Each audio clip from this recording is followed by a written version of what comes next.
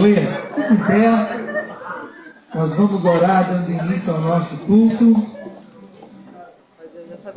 Culto de louvor e adoração ao nosso Deus. Antes de iniciarmos, olha para a pessoa que está ao seu lado aí, dê um sorriso para ela. Se você já cumprimentou, cumprimente de novo e faça um elogio. Coisa boa.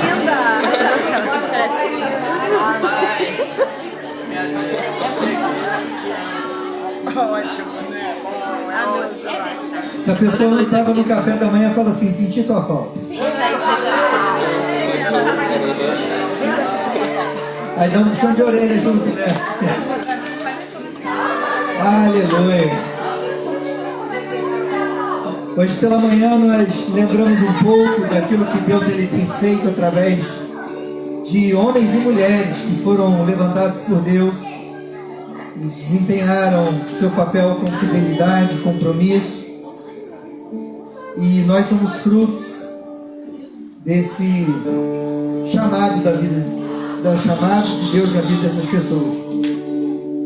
E do nosso meio também temos sido chamados por Deus para que outras vidas sejam alcançadas pelo amor e pela sua graça.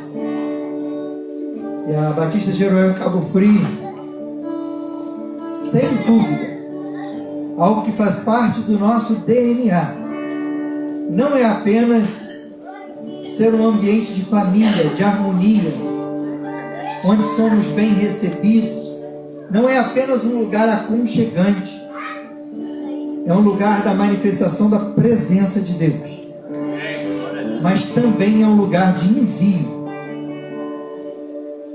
Deus conta conosco para que o reino dele continue sendo expandido. Isso é o que nos motiva.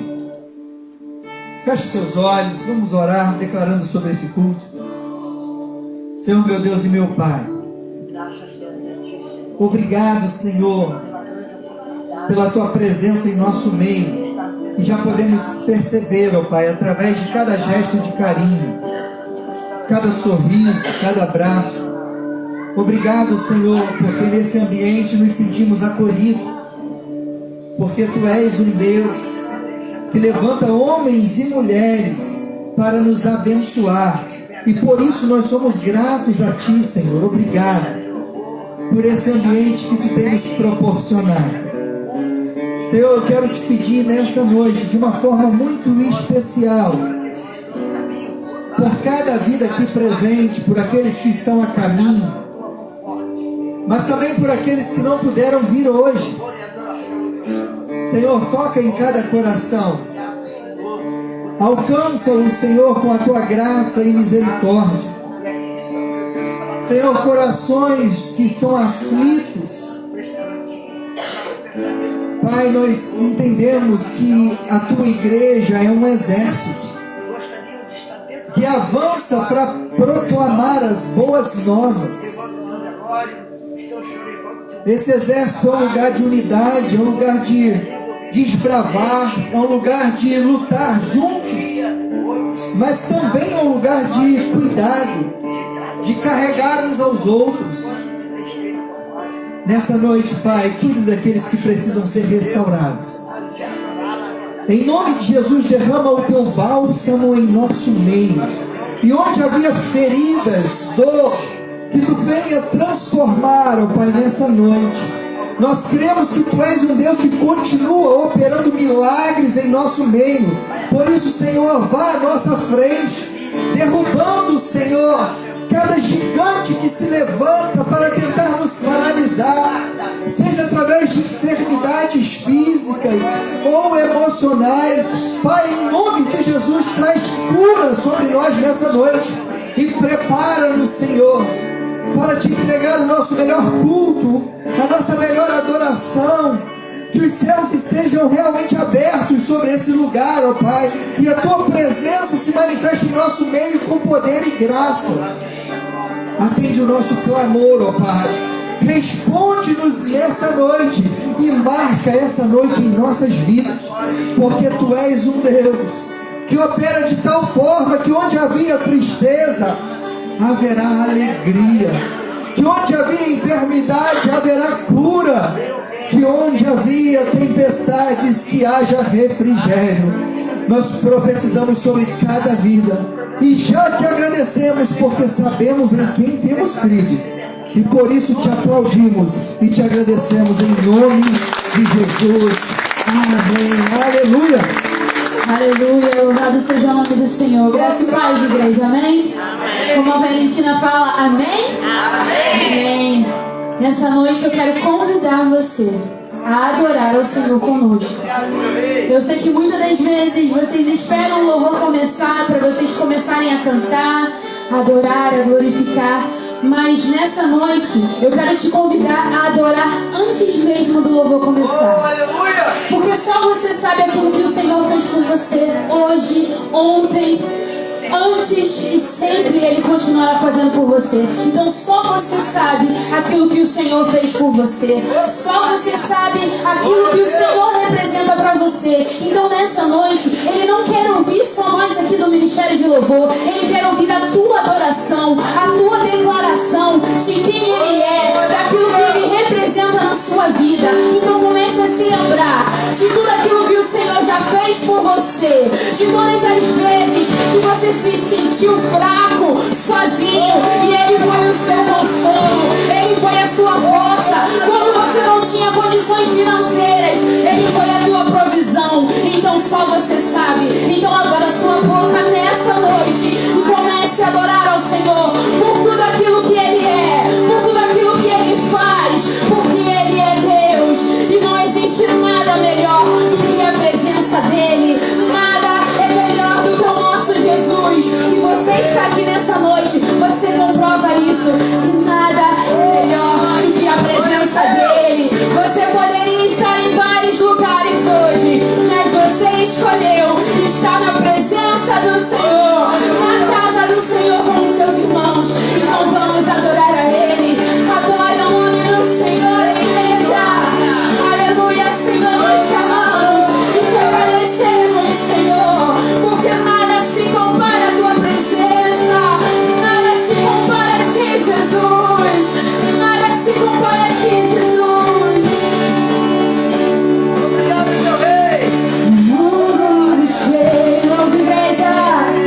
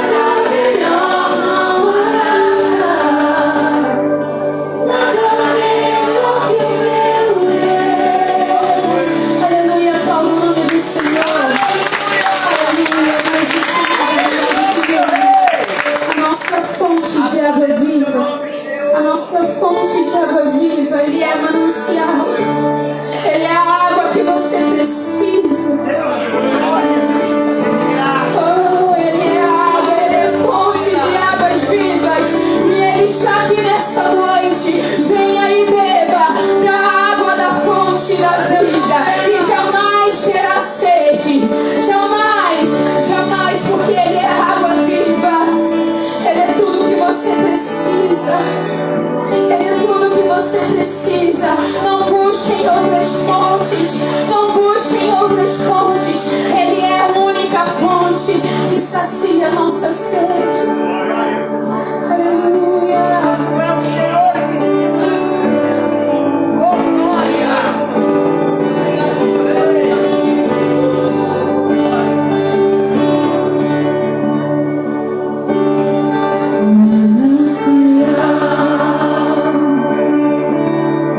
Fonte de vida, de onde eu preciso e quero beber todos os dias. É verdade, meu rei. Busco desejo, tua essência pra sustentar a minha vida, Senhor Jesus. Eu tenho sede de ti, minha alma anseia por ti. Só me satisfaço quando estou junto aos teus pés. Eu tenho sede de ti, minha alma anseia por ti. Manancial, única fonte de vida tu és. Aleluia.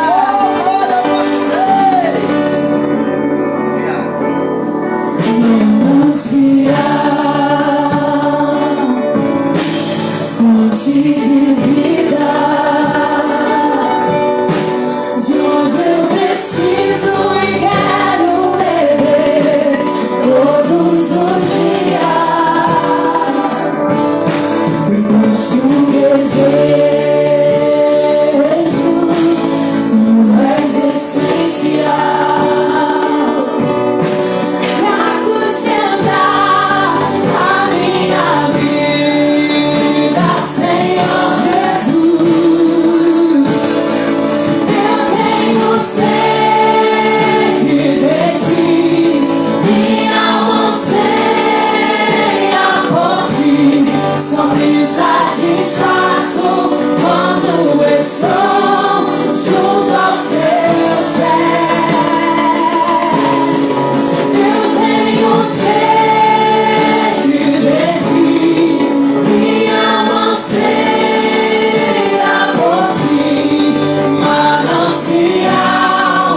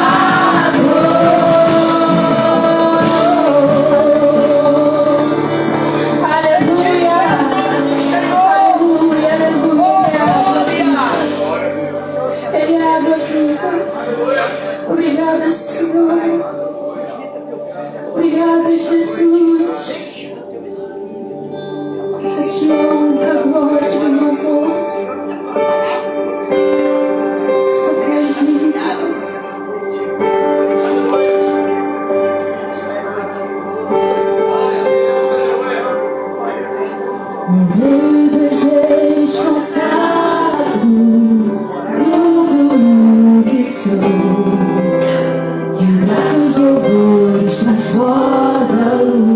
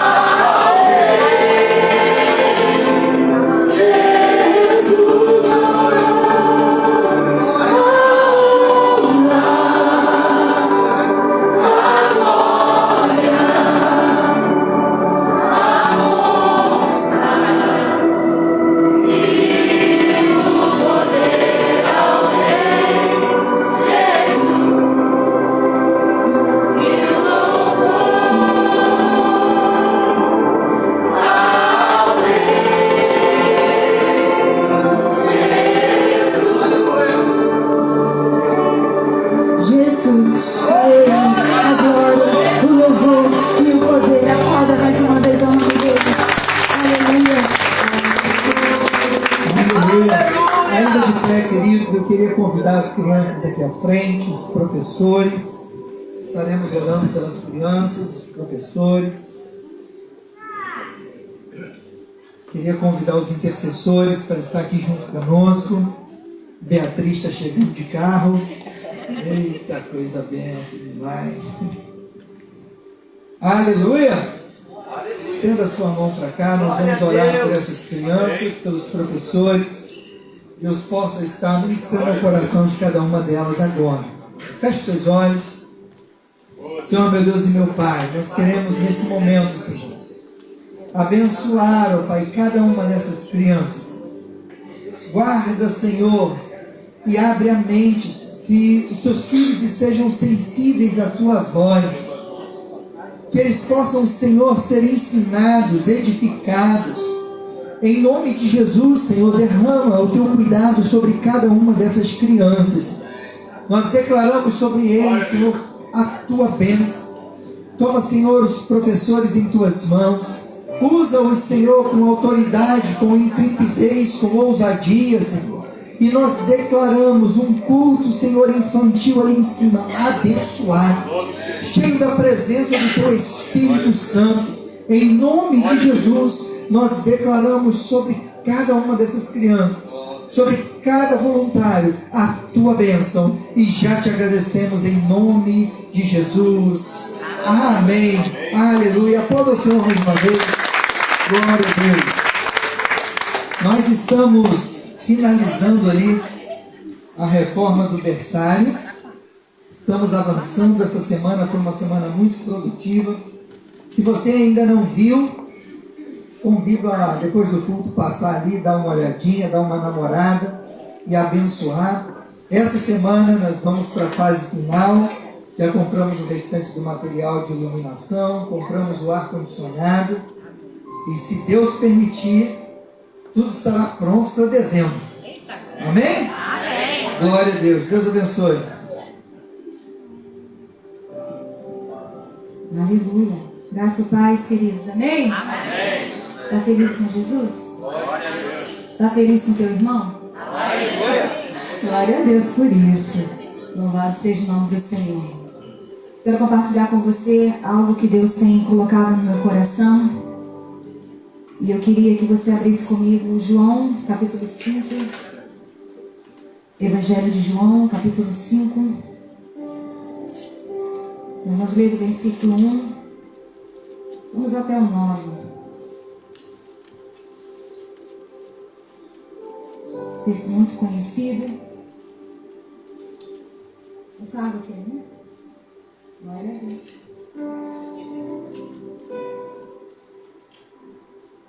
Vou reabastecer aqui. Quem achou diz amém? Amém. Quem não achou, diga espera um pouquinho. Eu vou esperar um pouquinho. Como é que está o título da tua Bíblia aí? Hã? Paralítico de Betesda. Paralítico de Betesda. A cura de um paralítico. Né? Podemos ler, diz assim: algum tempo depois, Jesus subiu a Jerusalém para uma festa dos judeus. E há em Jerusalém, perto da porta das ovelhas, um tanque, que em aramaico é chamado de Betesda, tendo 5 entradas em volta. Ali costumava ficar um número de pessoas doentes e inválidas. Em algumas versões diz cegos, mancos e paralíticos. Eles esperavam o movimento das águas. De vez em quando descia um anjo do Senhor e agitava as águas. O primeiro que entrasse no tanque, depois de agitadas as águas, era curado de qualquer enfermidade que tivesse. E um dos que estavam ali era um paralítico que fazia 38 anos. E quando o viu deitado e o soube que ele estava naquele estado há tanto tempo, Jesus lhe perguntou: você quer ser curado? Pergunta para o seu irmão assim: você quer ser curado? E disse o paralítico: Senhor, eu não tenho ninguém que me ajude a entrar no tanque quando a água é agitada. Enquanto eu estou tentando entrar, outro chega antes de mim. Então Jesus lhe disse: levante-se, pegue a sua maca e ande. Imediatamente o homem ficou curado, pegou a sua maca e começou a andar. E isso aconteceu num sábado. Somente até aqui. Esse texto, ele vem narrar a história de um paralítico. Um paralítico que ficava à beira de um tanque chamado Betesda. Em Jerusalém, haviam 2 tanques principais. Um deles era o tanque de Betesda e o outro era o tanque de Siloé. O tanque de Siloé era um tanque onde os peregrinos que passavam por Jerusalém, aqueles que vinham ou até Jerusalém para cultuar, para sacrificar, eles iam até o tanque de Siloé para se purificar, para se banhar, para então ir adorar ao Senhor.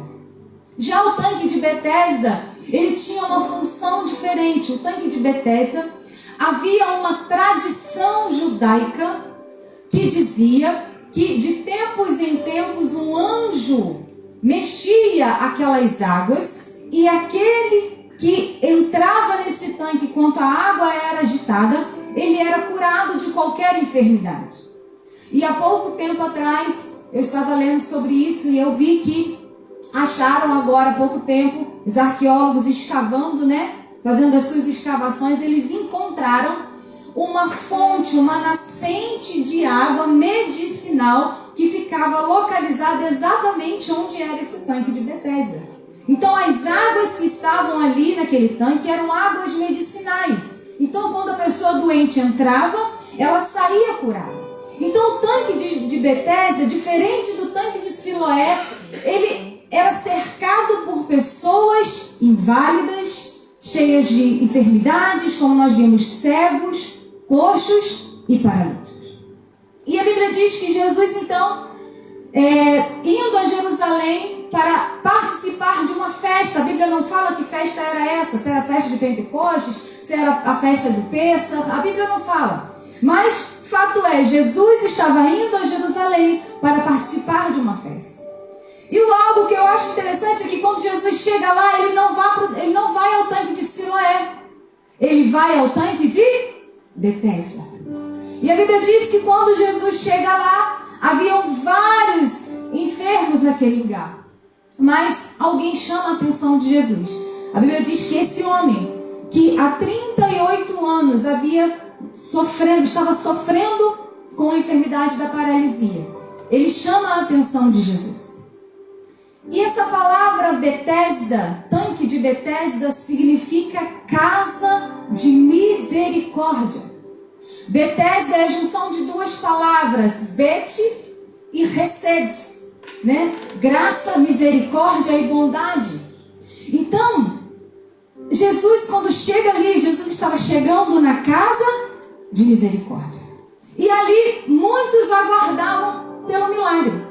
Muitos estavam ansiosos para que o anjo, segundo a tradição, dizia, descesse e mexesse aquela água. Eu penso comigo que, como era uma época festiva, como estava o coração daqueles paralíticos? Já que é uma festa, com certeza, o anjo vai mexer essa água aí e o meu milagre vai chegar, vai acontecer.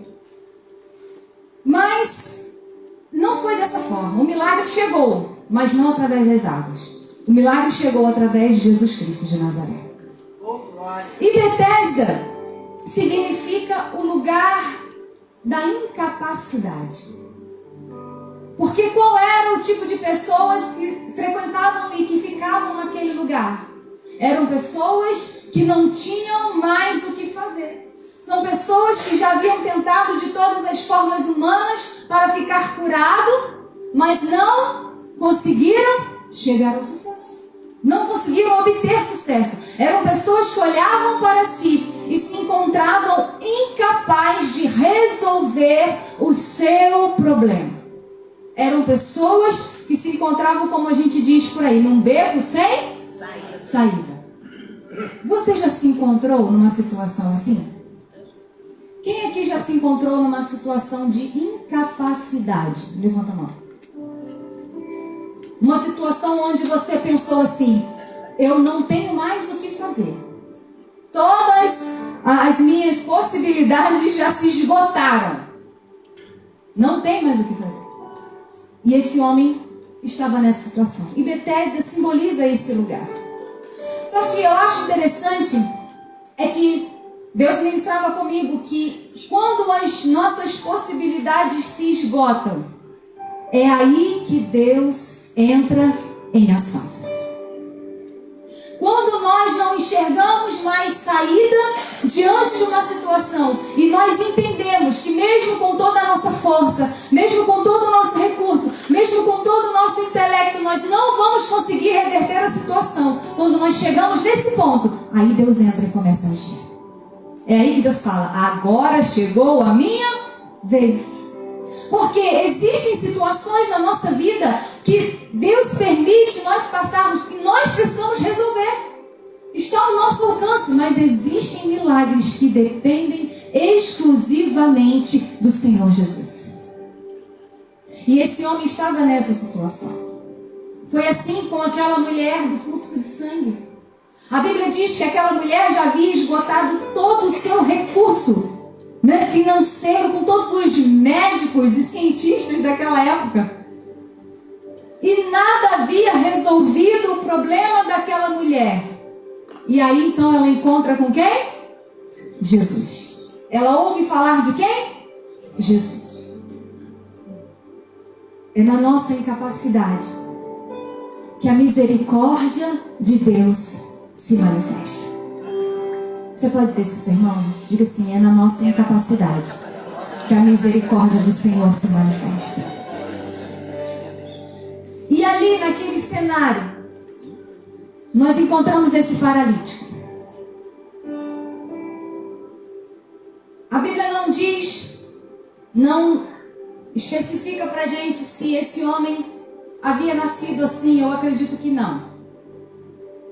A Bíblia só diz que ele estava nessa situação há 38 anos. 38 anos paralítico. 38 anos sem conseguir se movimentar. E naquela época não tinha cadeira de roda. Naquela época não tinha os recursos que nós temos hoje. Qual era o destino de um paralítico naquela época, naquele tempo? Mendigar.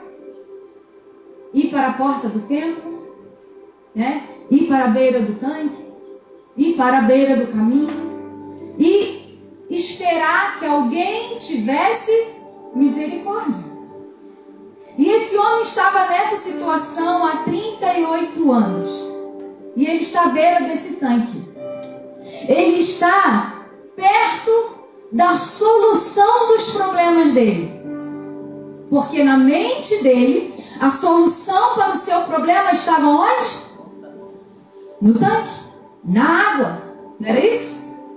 Então ele estava ali perto da solução do seu problema, só que ele não conseguia alcançar o milagre. Eu imagino aquele homem há muitos e muitos anos vendo outras pessoas recebendo milagres, experimentando de milagres, mas a vida dele continuava na mesma. Ele continuava paralítico. Imagino eu que muitos amigos que ele fez naquele lugar saíram dali enxergando, falando, andando, e ele permanecia do mesmo jeito. E eu, pensando sobre isso, eu comecei a me questionar: e por que ele permanecia desse jeito? Porque não tinha somente ele de paralítico ali. Você concorda comigo? Amém? Amém. Tinham outros ali. Mas por que ele permanecia daquele jeito? Por quê? Porque ele acreditava que o milagre na vida dele dependia de alguém conduzi-lo até o tanque. Olha que forte isso. Quantas vezes nós condicionamos a resolução do nosso problema no outro?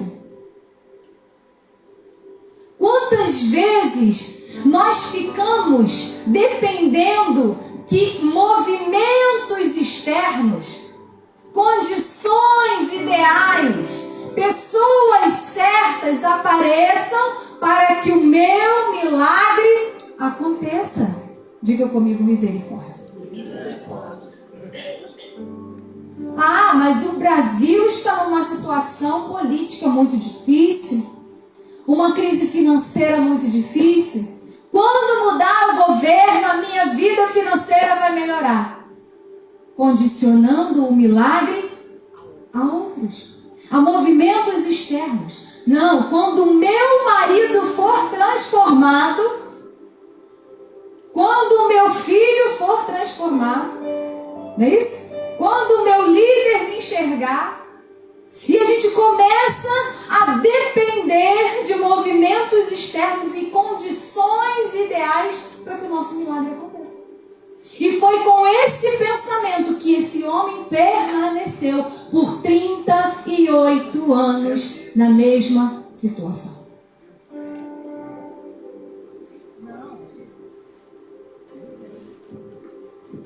Ô Espírito Santo. Nós precisamos parar de ficar esperando a situação melhorar para buscar o nosso milagre. Nós precisamos parar de depender que alguém nos empurre para que a gente consiga avançar na nossa vida. A gente precisa parar de olhar para aquilo que falta e começar a olhar para Jesus. Aquele homem estava olhando para as pessoas que não o ajudavam, mas ele não estava enxergando que na frente dele havia o Todo-Poderoso, Jesus Cristo de Nazaré, que podia mudar a situação dele. É verdade. Meu Deus. E muitas vezes nós somos assim. Nós enfrentamos dificuldades, lutas, e nós queremos olhar para aquilo que falta, para aquilo que alguém deixou de fazer, para aquilo que não aconteceu, e esquecemos de olhar para um Deus que cuida de nós, que provê na nossa vida, que nos sustenta, e está diante de nós, pronto para operar o milagre. Meu rei. Aleluia. Aquele homem estava olhando para as águas, esperando que as águas se movimentassem para que ele entrasse. Mas a fonte de água viva estava em pé, na frente dele. Oh, glória.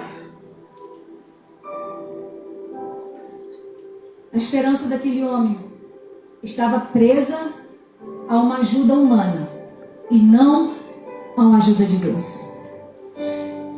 E Salomão, em Eclesiastes, no capítulo 11, versículo 4, olha o que Salomão diz. Quem observa o vento não plantará ou não semeará. O que atenta para as nuvens não cegará ou colherá.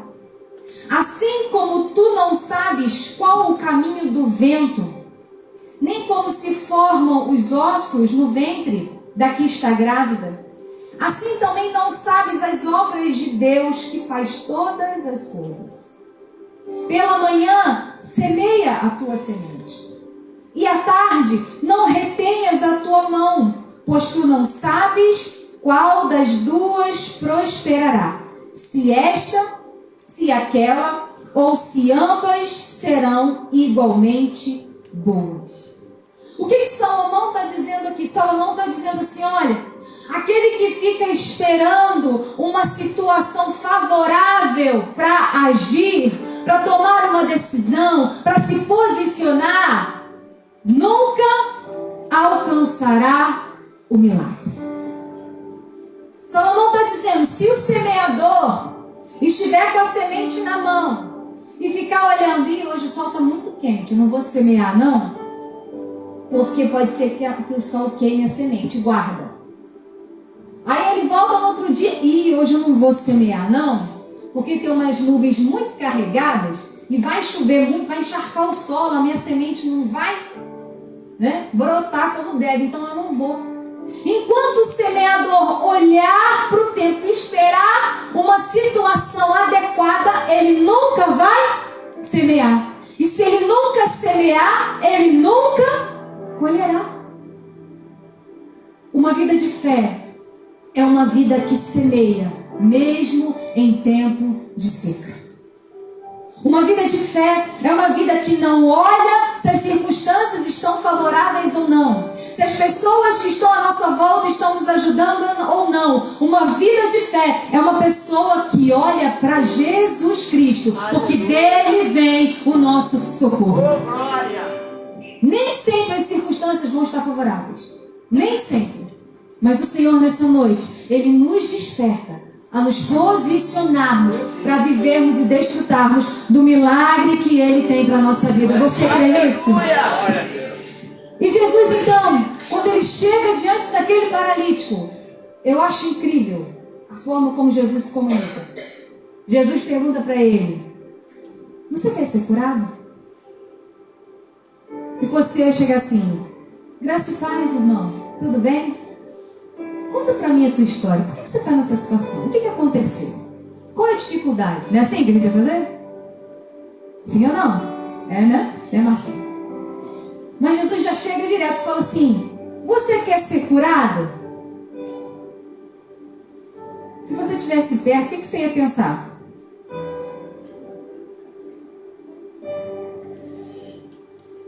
Uma pergunta muito óbvia, né? Só que o que eu acho interessante é que aquele homem não responde a pergunta de Jesus. Porque se Jesus pergunta para ele: você quer ser curado? Qual devia ser a resposta dele? Sim. Qual devia? Sim. E o que ele faz? Ah, Senhor, sabe o que é? É que quando as águas se movimentam, aí ele começa, né? Eu não tenho ninguém para me botar lá dentro. Aí se fosse eu ia falar assim: filhão, eu não te perguntei isso, né? Mas como Jesus é sábio, a gente não. Jesus, com aquela pergunta, Jesus ele estava querendo confrontar aquele homem. Jesus ele estava querendo fazer com que aquele homem saísse da sua zona de conforto. Jesus estava querendo que aquele homem começasse a olhar para as desculpas que ele mesmo dava para ele.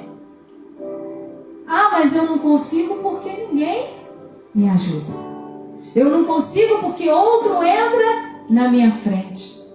Ah, eu não consigo porque a minha situação é mais difícil do que o outro. Aquele homem vivia fechado numa zona de conforto, né? Mesmo numa situação de dor, ele estava conformado com a sua dor. E ele estava tão conformado com a sua dor que Jesus sabia que no fundo, ele não queria ser curado. Ele queria que alguém fizesse aquilo que ele precisava fazer. E eu me lembro de um personagem bíblico que agiu igualzinho. O nome dele era Gideão. A Bíblia diz que Israel estava em guerra. Os midianitas, eles estavam assolando o povo, destruindo a plantação do povo. O povo estava morrendo de fome. Todo o povo de Israel, a Bíblia diz que eles haviam entrado em cavernas, em covas, esperando a morte, porque não tinham mais o que comer. E havia um jovem chamado Gideão, que estava fazendo o quê? Malhando trigo no lagar. E a Bíblia diz que Deus chega para Gideão e diz: homem forte e corajoso, eu te escolhi, te levantei, te separei para que você traga livramento ao meu povo. E o que Gideão faz? Ah, Senhor, sabe o que é? Igualzinho paralítico, né? Deixa eu te contar a minha história. Eu sou o menor da casa do meu pai. A família do meu pai é a menor da tribo. A tribo é a menor de todas. Então eu estou achando que isso não vai dar muito certo. Me deixa aqui mesmo, malhando meu trigo no lagar, pelo menos eu vou ter o que comer por um tempo. Na verdade era isso que Gideão, estou parafraseando, tá, gente? Interpretação gerliana. Mas era isso que Gideão estava intencionalmente querendo dizer para Deus. Você não está entendendo, eu não consigo fazer isso. Não consigo livrar o meu povo. Eu sou o menor da casa do meu povo. E nós conhecemos a história.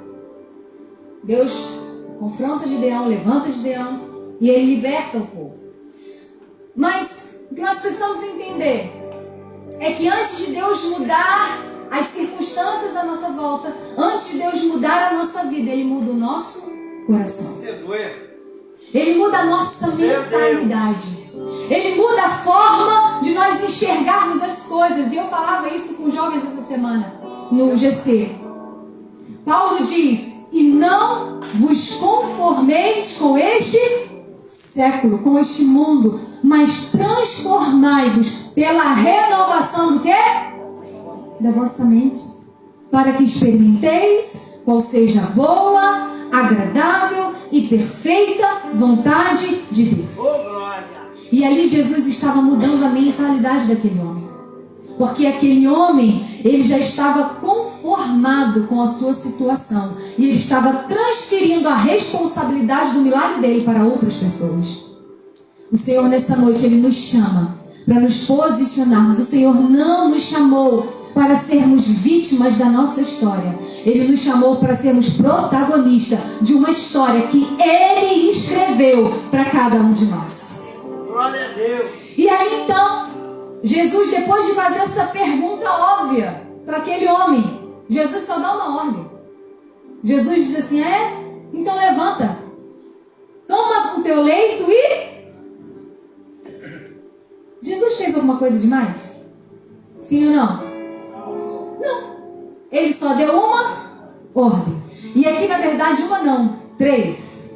Nós vemos 3 ordens que Jesus dá, que transforma a realidade daquele homem. E a primeira dela é: levante-se. Diga comigo, levante-se. Jesus estava chamando aquele homem, depois de confrontá-lo, Jesus estava chamando aquele homem a se posicionar. Levantar-se significa romper com os ciclos de limitação. Jesus estava dizendo: olha, você vem vivendo 38 anos no mesmo ciclo. Repetições de humilhação, de vergonha. É tempo de se levantar. É tempo de se posicionar. É tempo de quebrar esse ciclo e viver uma nova história em Deus. Aleluia. Só que só se levanta quem acredita. Aquele homem só se colocou de pé porque ele acreditou na palavra que Jesus liberou sobre a vida dele. E nessa noite o Senhor está liberando uma palavra ao teu coração, ao meu coração. E se você crer, hoje, em nome de Jesus, você vai se posicionar e se levantar para viver o milagre de Deus. Glória ao teu nome, meu Pai. O milagre de Deus não depende dos outros na tua vida, não depende nem às vezes do próprio Deus, mas da tua posição diante de Deus. Glória a Deus. Se posicionar, aí o milagre chega. Deus opera. Existe uma frase, você já ouviu, que diz assim: insanidade é continuar sempre fazendo a mesma coisa, esperando resultados diferentes. Aquele homem há 38 anos fazia a mesma coisa. O quê? Esperava alguém colocá-lo no tanque. Mas ele esperava o mesmo resultado? Ele queria algo diferente. Ele queria um milagre. Porém, as atitudes dele eram sempre as mesmas. Não tem como eu querer um resultado diferente na minha vida se eu continuo fazendo as mesmas coisas. Não adianta eu querer um milagre numa área da minha vida se eu continuo agindo da mesma maneira. se eu quero um milagre na minha vida, se eu quero uma mudança na minha realidade, ei, eu preciso orar como eu nunca orei. Meu Deus. Eu preciso trabalhar como eu nunca trabalhei. Eu preciso investir tempo como eu nunca investi. Eu preciso buscar a Deus como eu nunca busquei. Porque senão os resultados serão os mesmos. É a mesma coisa de uma pessoa que quer emagrecer. Quem aqui já teve esse alvo, esse objetivo? Já não levantou as duas mãos? Te entreguei, minha irmã. Ninguém te viu, mas eu te vi. Quero emagrecer, eu preciso perder 10 quilos. Profetiza, você já perdeu, irmão, amém? Em nome de Jesus? Só que fica sentado o dia inteiro, celular na mão, Netflix, hambúrguer, batata frita, chocolate, sorvete, salada, não gasto. Bife de fígado, não gasto. Fala a Deus. Tem que beber 3 litros de água. Ih, agora me dá um enjoo. Vai resolver? Vai. Na nossa vida é assim. Não adianta a gente querer resultado diferente se nós fazemos as mesmas coisas. Se você tem buscado um milagre em Deus, uma transformação em alguma área na tua vida, você precisa pensar o que eu preciso fazer que até hoje eu não fiz. Meu Pai. Se é orar mais, ore mais. Se é jejuar mais, jejue mais. Você precisa entender isso. E aquele homem precisava entender isso. E Jesus então traz essa clareza na mente quando ele diz: levanta-te, posicione-se, faça algo diferente, faça algo que você nunca fez antes. Diga comigo, glória a Deus. Segunda ordem que Deus dá: toma o teu leito. O que era o leito? Era uma maca onde ele ficava deitado. E o leito, quando Jesus diz assim, toma o teu leito, Jesus estava dizendo, assuma a responsabilidade das tuas decisões. O leito representava a dor daquele homem. O leito representava as limitações daquele homem. O leito representava a fraqueza daquele homem. E quando Jesus diz para ele, toma o teu leito, Jesus estava dizendo, enfrente a tua dor. Enfrente a tua paralisia. Saia do lugar de vítima. Porque muitas vezes nós nos colocamos no lugar de vítima.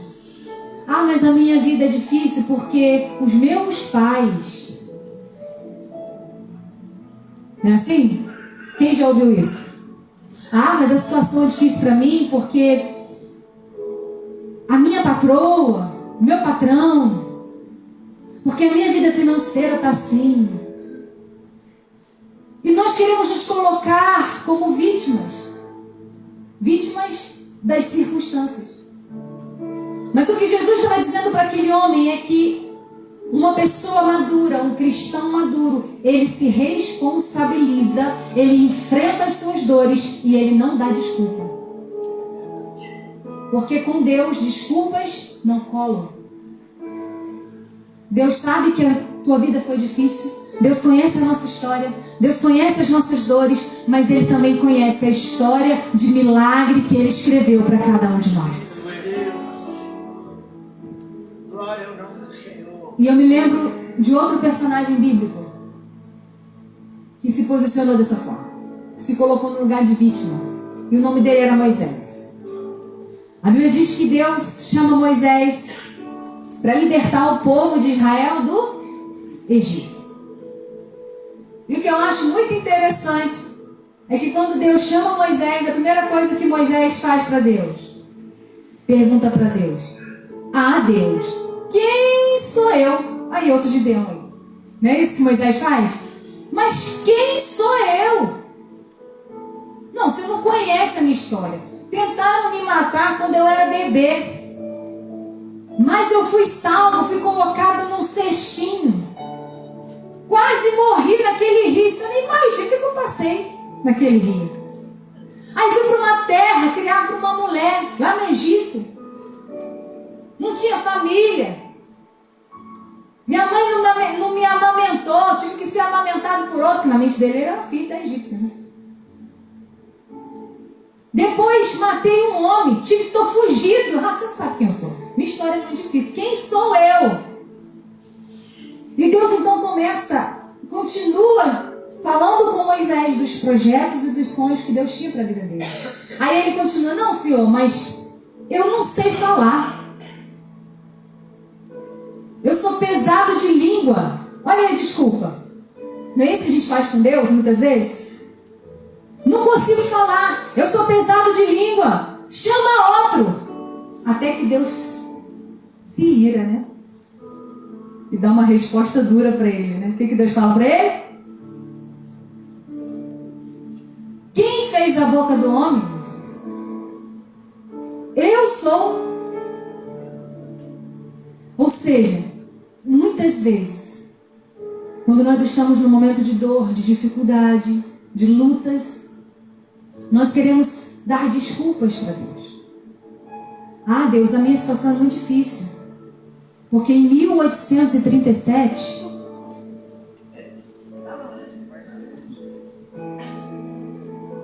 quem aqui teve uma história difícil até hoje? Levanta a mão. Todos nós. É só você sentar perto de um irmão e falar assim, uma irmã aí, e falar assim, me conta a tua história. Né? Mas não são as nossas dores que nos definem. É o que Cristo tem para nós. Aleluia, Deus. E a Bíblia diz que o que Aleluia. Jesus tem para nós, o que Deus tem para nós, são planos de paz e não de mal. Então nós precisamos parar de dar desculpas para Deus. Nós precisamos nos posicionar. Nós precisamos assumir as responsabilidades, encarar nossas dores, encarar nossas fraquezas e decidir viver o milagre que Cristo já liberou. Ele não vai liberar, Ele já liberou para a nossa vida. Se você crê nisso, glorifica o Senhor. E a terceira ordem que Deus dá, Ele diz, levante-se, tome o teu leito e... Jesus estava dizendo para aquele homem, é tempo de avançar.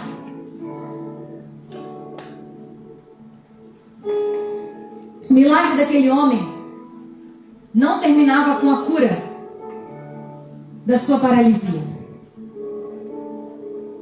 Deus tinha muito mais para fazer na vida daquele homem e através da vida daquele homem. A nossa vida cristã, ela não é um evento isolado, onde a gente tem uma experiência com Deus e acaba por ali. A nossa vida cristã, ela é uma jornada de fé e de crescimento espiritual. O Senhor nos criou para estar em movimento. Você sabia que o nosso corpo, ele é todo projetado para estar em movimento?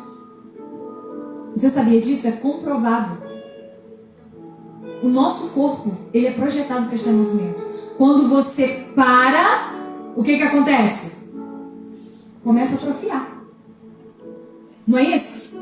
Uma pessoa quando para, ou fica muito tempo acamado, ou em coma, o que acontece? Começa a paralisar tudo. Por quê? Porque nós fomos criados para estar em movimento. Ei, deixa eu te falar uma coisa. A nossa vida espiritual, a nossa vida com Deus é uma vida em movimento. Ande, prossiga, de glória em glória, de milagre em milagre, de fé em fé. A nossa vida cristã não é um acontecimento isolado, uma experiência única e acabou. Não! O Senhor nos chama para viver uma vida de progresso, de crescimento, de fé e de milagre. Nós precisamos parar de viver uma vida de estagnação. E precisamos nos movimentar e caminhar em direção ao amadurecimento. Pensa aí, quem era você no dia 16 de novembro de 2024? Para pensar rapidinho. Quem é você hoje? 16 de novembro de 2025. O que mudou? Você continua enfrentando as mesmas lutas que um ano atrás? Você continua tendo as mesmas atitudes há um ano atrás, as mesmas do que tinha um ano atrás? O seu casamento está igual há um ano atrás? A sua vida espiritual, de leitura, de consagração, está igual? Se a sua resposta é sim, é tempo de se posicionar. É tempo de andar. É tempo de se movimentar. A nossa vida é assim. Hoje eu preciso estar melhor do que ontem. Amanhã eu preciso estar melhor do que hoje. Isso é uma vida de fé e de amadurecimento. Eu não sou quem eu gostaria de ser, mas eu também não sou quem eu era. Eu estou num processo. E Jesus estava dizendo para aquele homem: olha, a sua história não para nesse milagre. Você precisa andar. Você precisa se movimentar. Porque por onde aquele homem andava, o milagre o acompanhava. A mensagem o acompanhava. Ei, mas não era você, aquele paralítico lá do tanque de Betesda? Não era você, fulano, filho da irmã não sei quem, que estava há 38 anos, paralítico? Por que você está andando? Porque Jesus me encontrou. Oh, glória! Nós precisamos começar a caminhar, a progredir na nossa vida com Deus. Amém? Deus, glória a Deus. E aquele dia que Jesus opera esse milagre na vida daquele homem era um sábado. Um sábado, para o judeu, ele é muito sagrado. Sábado é considerado o dia do descanso. E no sábado ninguém trabalha, né? Ninguém faz nada. Não lava louça, não cozinha. Eles são bem radicais. E o que eu acho interessante é que Jesus faz questão de operar o milagre no sábado. Por que Jesus fez isso? Porque Jesus estava dizendo que o poder dele não está limitado a uma tradição. O poder dele não está sujeito a rituais. O poder de Deus não está sujeito a 4 paredes num domingo à noite. O poder de Deus não está limitado a uma segunda-feira somente no momento da oração. O poder de Deus não é limitado. Deus age quando quer, na forma quando quer e onde Ele quer. Porque Ele é Deus. Obrigado, meu rei. Aquele homem buscava o milagre no tanque. Mas Jesus chega e fala: eu sou o milagre na tua vida. Talvez a gente limita, né? Muitas vezes o milagre, o poder de Deus na nossa vida. Mas essa noite o Senhor quer dizer para mim e para você que Ele é o Todo-Poderoso. E aquilo que é impossível para você é possível para Ele. Obrigado, Porque Ele é Deus. Oh, aleluia. E a Bíblia diz que aquele homem então levanta e continua a sua vida. E depois Jesus encontra aquele homem novamente lá no templo. Se você continuar lendo até o capítulo 15. Jesus encontra aquele homem lá no templo. E a Bíblia diz que Jesus olha para ele e diz assim: agora que você está curado, vá e não peques mais. Por que Jesus faz questão de encontrar aquele homem de novo e agora falar para ele assim: não peques mais? Porque Jesus, ele queria mostrar para aquele homem que o poder, a cura que ele tinha para ele, era muito mais do que uma cura física. Jesus queria curar a alma e o coração daquele homem. Aleluia. Jesus queria salvar aquele homem. Porque o milagre que Deus opera na nossa vida não é um milagre pela metade. É algo completo. É algo sobrenatural. É algo que excede o nosso pensamento. Esse é o nosso Deus. Glória a Deus. Deus não queria apenas transformar a condição física daquele homem. Deus queria transformar o coração dele. E o Senhor quer fazer isso conosco nessa noite, amém? Eu queria que você ficasse de Oh, pé. aleluia. Queria que você curvasse a sua cabeça. Se você quiser colocar a mão no seu coração. Eu não sei qual tem sido a tua situação, a tua dor. Quem sabe nós temos condicionado a nossa dor a tantas coisas, né?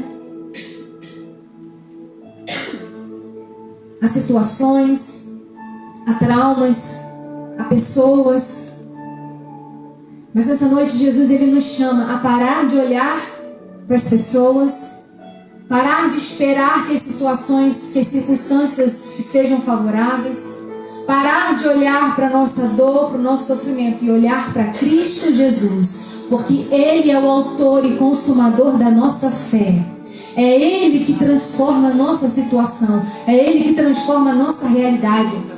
Pare de olhar para aquilo que falta. Olhe para Jesus, para aquilo que Ele ainda pode fazer na tua vida, na tua casa, na tua família, porque Ele é Deus. Ele tem controle sobre todas as coisas. Ele cura toda ferida, Ele cura toda dor, Ele preenche todo vazio, Ele transforma toda situação de enfermidade, problema financeiro, na família. Ele pode todas as coisas. Mas nós precisamos ouvir a voz de Jesus, nos posicionar e tomar posse do milagre que Ele tem para cada um de nós. Se você puder, curva essa cabeça, eu quero orar com você. Senhor, nós te louvamos por essa noite. Obrigada, Deus, pela Tua palavra que veio de encontro ao nosso coração, confrontando a nossa vida, gerando, Senhor, ó Deus, fé no nosso coração. E nos fazendo entender, Pai, que a situação que nós enfrentamos, muitas vezes situações de dores, sofrimentos e angústias, não é o fim da nossa vida.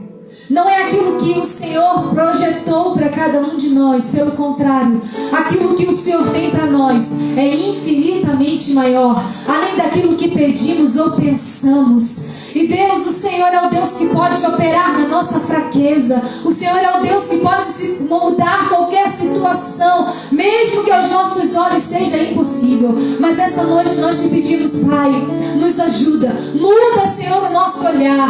Que possamos parar de olhar para as circunstâncias. Que possamos parar de transferir para o outro Deus, ó Deus, a culpa da nossa situação. Mas que nós possamos nos posicionar e desfrutar do milagre que o Senhor já liberou. Já está liberado, o Senhor já conquistou na cruz do Calvário. Ó Deus, uma família transformada, uma saúde transformada, uma vida financeira transformada, um ministério transformado. O Senhor já conquistou para nós. E nós queremos tomar posse nessa noite, Pai.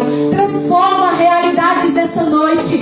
Muda circunstâncias dessa noite. Transforma mentalidades dessa noite, Pai. Confronta o nosso coração para que possamos confiar em Ti. E possamos depender do Senhor, entregar-nos ao Senhor tudo aquilo, Pai, toda a nossa angústia, tudo aquilo que nos preocupa, entendendo que o Senhor tem cuidado de nós. Nós oramos nessa noite, Pai, e declaramos que essa noite é uma noite de milagres, é uma noite de resposta, é uma noite de circunstâncias transformadas pelo poder do nome de Jesus de Nazaré. Se você crê nisso, erga suas mãos aos céus, glorifique ao Senhor, glorifique ao Senhor. Toma posse agora na tua vida. Declare agora: eu tomo posse do meu milagre na tua vida. Tu és o meu refúgio. Não importa o que a realidade diz, viverás o melhor de Deus que está por vir.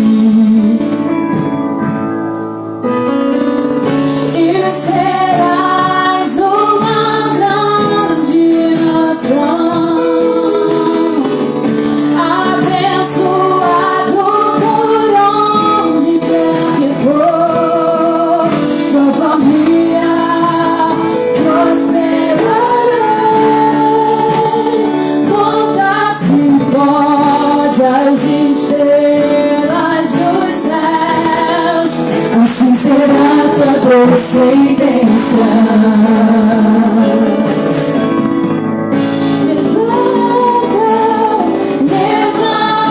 Diga isso nessa noite. O Senhor te chama nessa noite. Pois não milagre que tens reservado pra ti, e verás que eu sou o que sou, filho meu.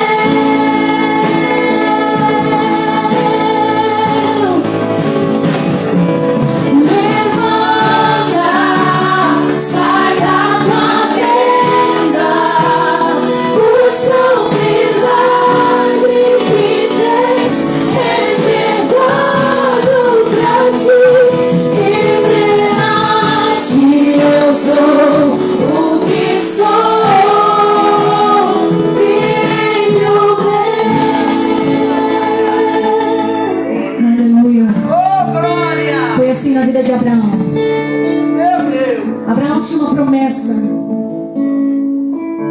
Mas Abraão tinha um problema. A sua esposa era estéril. E Deus diz para Abraão: Abraão, o milagre já foi liberado. E essa canção, ela narra um trecho da história de Abraão,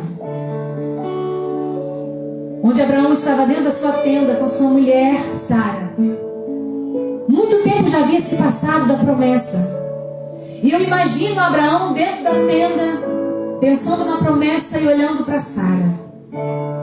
A promessa era de filho de uma nação, mas a realidade era de esterilidade. Abraão estava dentro da tenda, e estar dentro da tenda fala do lugar de limitações. Abraão estava com a sua visão limitada. O foco da visão de Abraão estava em Sara, na esterilidade, no problema, na dor, no sofrimento. Então Deus dá uma ordem para Abraão. Deus diz: Abraão, sai da tua tenda. E a Bíblia diz que Abraão ouve a voz de Deus e ele sai da tenda. E quando ele sai, Deus diz: olha para o céu e conta as estrelas, se é que você pode.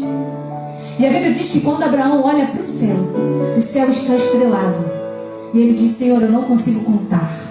E Deus diz: então, assim será a tua descendência.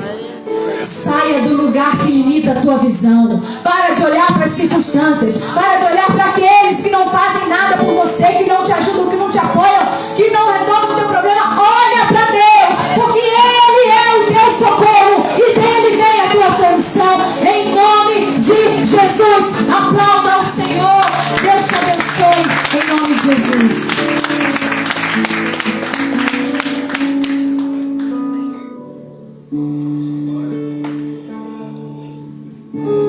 Glória a Deus, graças e paz, queridos irmãos. Aleluia. Como é bom, como é precioso estar adorando ao Senhor. Como é gratificante saber que nós servimos a um Deus que vive e que reina, que tem poder sobre tudo, sobre todos, que não é impossível para Ele. O Deus que nos formou, o Deus que nos criou.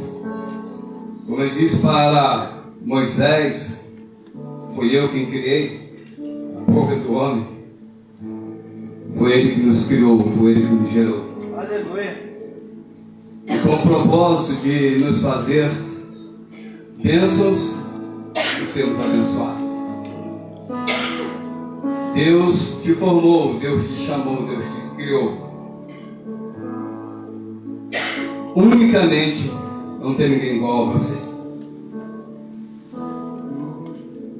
Eu fico imaginando, tantas pessoas que passaram por esse mundo. Hoje são mais de 7 bilhões, né? Márcia, não tem ninguém igual, o mesmo pedido.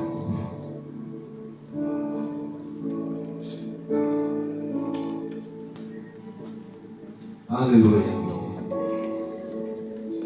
E Ele nos trouxe aqui para dizer que Ele é o mesmo. Ele não mudou. O Vamos passar agora pelo nosso momento ofertório. Eu gostaria de convidá-los, irmãos, a acompanharem 2 Samuel capítulo 6, versículos 17, 18 e 19, nos diz assim a palavra do Senhor. Introduzindo a arca do Senhor, a puseram no seu lugar, na tenda que Davi lhe armara. E ofereceu Davi holocaustos e ofertas pacíficas perante o Senhor. E acabando Davi de oferecer os holocaustos e ofertas pacíficas, abençoou o povo em nome do Senhor dos exércitos. E repartiu a todo o povo e a toda a multidão de Israel, desde os homens até as mulheres, a cada um bolo de pão, um bom pedaço de carne, um frasco de vinho. Então foi-se todo o povo, cada um para a sua casa. Nós vamos ver a história, o contexto. Nós vamos ver que era um momento muito difícil para Israel. Israel havia perdido a guerra contra os filisteus e levaram a arca da aliança. E a arca da aliança simbolizava a presença de Deus. E por mais cerca de 70 anos esteve longe a arca da aliança de Jerusalém. E a Bíblia nos diz, no versículo todo, nós não lemos aqui, que Davi, quando ele traz a arca da aliança que estava na casa de Obed-edom, ele traz com alegria. Aquilo que representava para o povo a presença do Senhor, aquilo que representava para o povo bênção, estava perdido. Mas Davi resgata, ele traz novamente. Não é somente o ato de trazer, de resgatar a arca da aliança para Jerusalém, mas também ele entendia que ali seria o lugar onde Deus seria adorado, onde seria restaurado novamente a adoração ao Senhor ali em Jerusalém. E Davi então traz a arca da aliança para ali. E a Bíblia vai falar de tenda de Davi, também em outras versões, outros lugares falam tabernáculo de Davi, não o mesmo tabernáculo que Moisés criou, mas era um lugar onde que Davi criou para colocar a arca da aliança. Nós vamos ver que a Bíblia diz que no versículo 17, que introduziu a arca do Senhor, puseram no seu lugar. Existia um lugar específico para a arca estar, e Davi coloca a arca nesse lugar específico. Significa que Deus tem o centro, um lugar específico para estar. E ele estando neste lugar, ele precisa ser adorado, exaltado, glorificado. Meu Deus. E Davi com alegria, aleluia, até dançando, ele traz a arca. Deus é insubstituível. Soberano Deus. Deus precisa ter na nossa vida um lugar de prioridade. Ele precisa ser prioridade. Deus precisa ser exaltado ao entorno de onde nós estamos. A arca estando em Jerusalém significa que novamente eles voltariam a adorar ao Senhor. Mas não somente eles, todos ao redor. E faz me lembrar, pastor Rafael, que isso vai acontecer no milênio. Meu Deus. Pastor Zacarias, todas as nações irão a Jerusalém para adorar e dizer: só o Deus de Israel é o verdadeiro Deus. Aleluia. Aleluia. E Davi então, depois de trazer a arca da aliança novamente para Jerusalém, a Bíblia fala que ele oferece o holocausto, uma entrega total, uma consagração. Mas não parou somente aí, ele também trouxe ofertas pacíficas. Ele estava dizendo no seu coração: estou alegre, porque novamente está a arca, a presença de Deus neste lugar, onde Deus novamente vai ser adorado no meio do seu povo. Glória a Deus. Aleluia. É um momento de comunhão, de alegria, de gratidão que estava no coração de Davi. A arca volta ao centro da adoração. A adoração se torna pública novamente em Jerusalém. Só resta agora ofertar. Só me resta agora agradar ao Senhor com a minha oferta. Deus está no centro da nossa vida.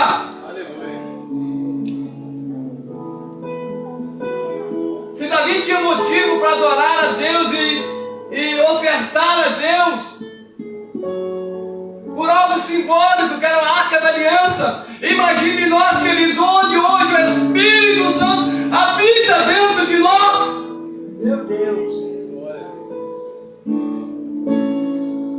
E foi o motivo maior que Davi encontrou para ofertar ao Senhor. Deus está novamente no meio do seu povo. Deus está novamente no centro da adoração de Jerusalém. Aleluia. Eu e você, queridos, temos muitos motivos para adorar o Senhor, para ofertar ao Senhor. Como o pastor costuma dizer, não é trazer dinheiro, mas é trazer diante do Senhor a sua oferta de gratidão e dizer: Senhor, Tu estás no centro da minha vida, da minha adoração.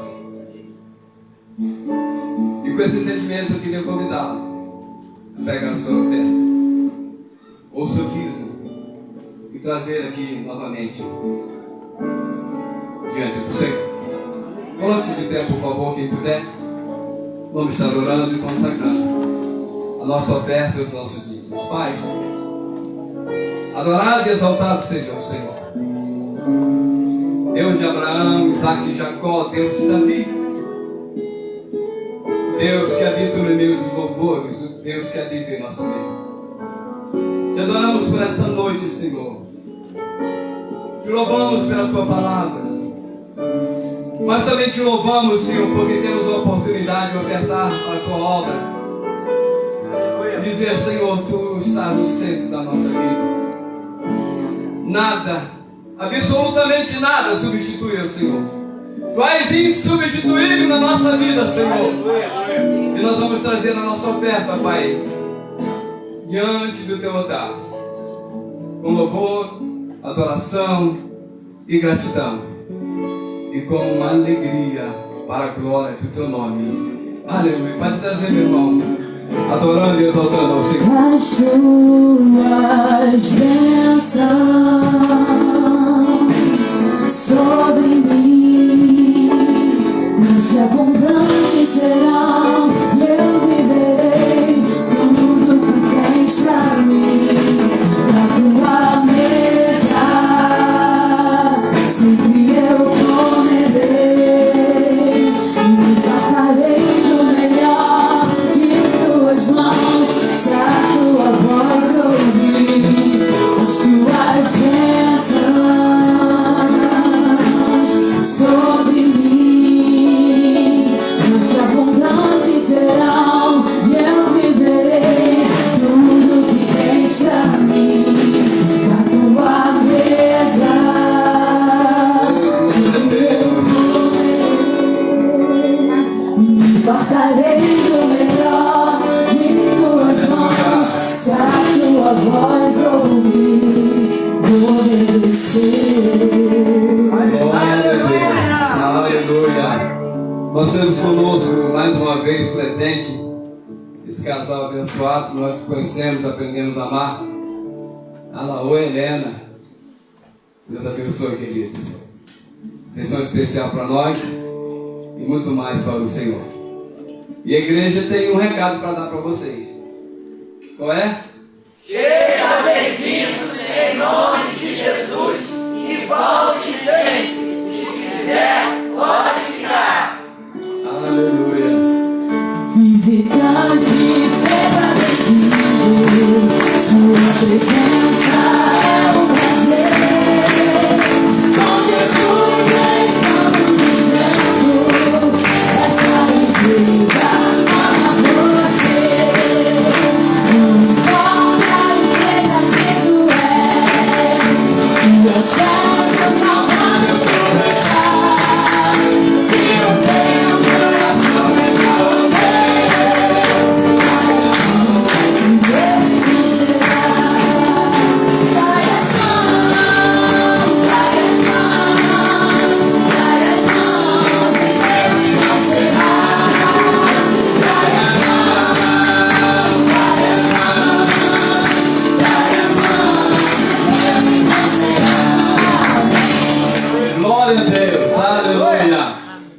culto continua. Segunda-feira, amanhã nós teremos o culto de oração às 20 horas. Amém. Terça-feira, quem tem jovens? GC. Às 20 horas também, né? Glória a Deus. Quinta-feira, às 20 horas, culto de oração. Domingo vai beber às 9 e às 19 horas estaremos novamente adorando ao Senhor. Oh, glória. Aleluia. Oh, glória, né, pastor? Jesus voltar. Queremos lembrar os irmãos que tem um edredom que vai ser sorteado. Estamos no calor, mas o frio virá. Então já se prepare.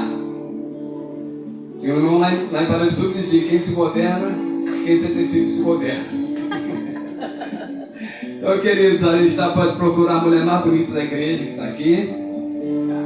Não vou nem falar quem é, que vocês sabem quem é. Ela vai, minha digníssima e amada esposa. Eles amam, mas ela é minha. Eles amam. Glória a Deus. Bendito seja o nome do Senhor. Aleluia. Você está feliz com Jesus? Aleluia. Ele é bom em todo tempo. Obrigado. Também está o Kevin. Eu nem esqueci do Kevin.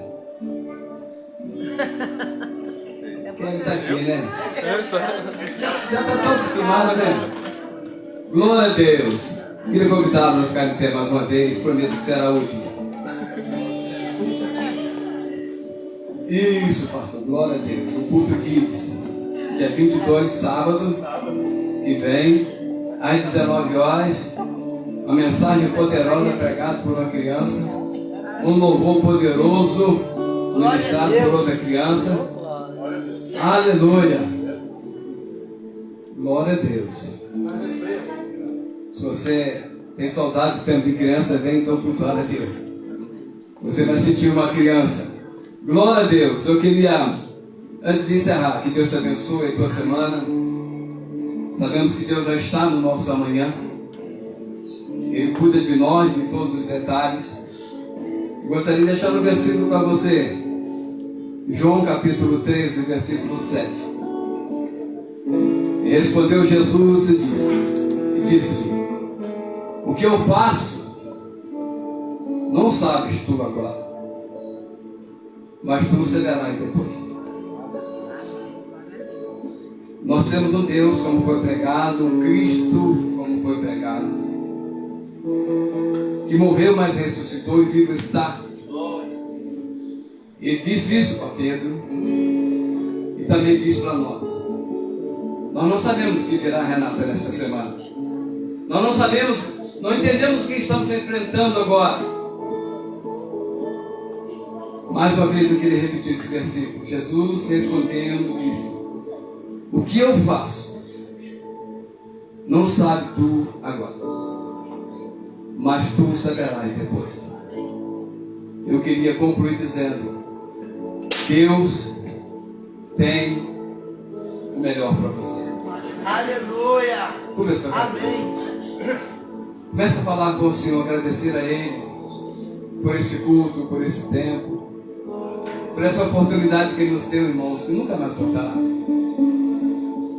O 16 de novembro de 2025 nunca mais voltará. Um dia único, uma noite única, um culto único, uma palavra única. Outros chegarão e pregarão aqui mesmo texto, mas não pregarão a mesma mensagem. Outros poderão cantar os louvores que o Ministério de Louvor cantou, mas não vai ser diferente.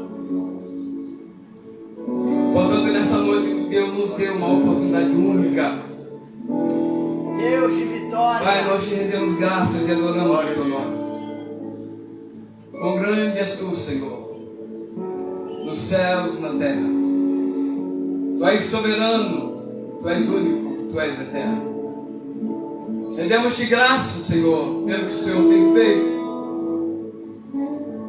pelo que o Senhor irá fazer. Rendemos-te graças porque o que enfrentamos certamente causa dor, tristeza, angústia, lágrimas, mas nós descansamos no Senhor, porque certamente o Senhor tem algo melhor e maior para cada um de nós. Obrigado, Senhor, por esta noite, por esse culto, pela vida dos irmãos, por todos envolvidos, Ministério de Louvor, a mídia, a intercessão, os mordomos, Senhor, a mensagem. Deus, a todos que nesta noite, Senhor, contribuíram para que esse culto acontecesse. Te Te adoramos, Senhor, pela Tua presença. Te bendizemos, ó Deus, porque nós podemos descansar, crer, profetizar que o Senhor está conosco para nos abençoar, independente das circunstâncias que enfrentamos ou que enfrentaremos. Deus, assim como o Senhor nos concedeu nessa semana, nesse primeiro dia da semana, um dia tão abençoado, onde não nos faltou alegria, paz, comunhão, alimento, vestimento. Que a semana, Senhor, que prossegue, jamais faltará alguma coisa, porque Tu és o Deus que começou a boa obra e a aperfeiçoará durante os demais dias dessa semana. Obrigado, Deus, pela Tua igreja, pelo Teu povo. Obrigado pela Tua presença, ó amado Espírito Santo. Colocamos nossas vidas em Tuas mãos, as nossas causas, nossas dependências, nossas necessidades. E clamamos, ó Deus, que tudo pode, que tudo vê. Aleluia. Estenda as Tuas mãos, querido, aos céus. E a graça redentora de Cristo Jesus, e o grande amor de Deus, nosso amado Pai, e as consolações do amigo inseparável Espírito Santo, seja presente, meu irmão, na sua vida, na sua casa, nos seus negócios, no teu emprego, e por onde você colocar as plantas dos seus pés, certamente serão abençoadas, porque o Deus vivo faz-se presente na sua vida. Se você assim crê, aplaude, exalte e glorifique a Deus.